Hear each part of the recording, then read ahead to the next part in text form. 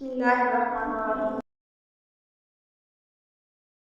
सही बुखारी हदीस नंबर 261। और नबी करीम सल्लल्लाहु अलैहि वसल्लम एक बर्तन में इस तरह गुजर करते थे कि हमारे हाथ बारी बारी इसमें पड़ते थे। सही बुखारी हदीस नंबर 262। मैं और नबी करीम सल्लल्लाहु अलैहि वसल्लम दोनों मिलकर एक ही बर्तन में गुस्ल जनाबत करते थे। और शोबा ने अब्दुर्रहमान बिन कासिम से, इन्होंने अपने वालिद कासिम बिन मोहम्मद बिन अबी बकर रज़ियल्लाहु तआला अन्हु से, वो आयशा रज़ियल्लाहु तआला अन्हा से इसी तरह रवायत करते हैं। सही बुखारी हदीस नंबर 202। जब रसूलुल्लाह सल्लल्लाहु अलैहि वसल्लम गुस्ल जनाबत फरमाते तो पहले अपना हाथ धोते। सही बुखारी हदीस नंबर 214।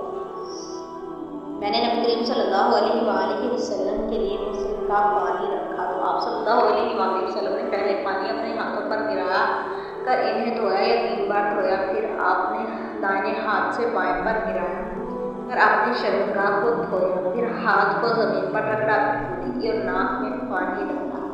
फिर अपने चेहरे और हाथों को धोया। फिर अपने सर को 3 मरतबा धोया। फिर अपने सारे बदन पर पानी बहाया। फिर आपने अपनी गुस्ल की जगह से अलग होकर फिर अपने कदमों को धोया। सही बुखारी हदीस नंबर 215।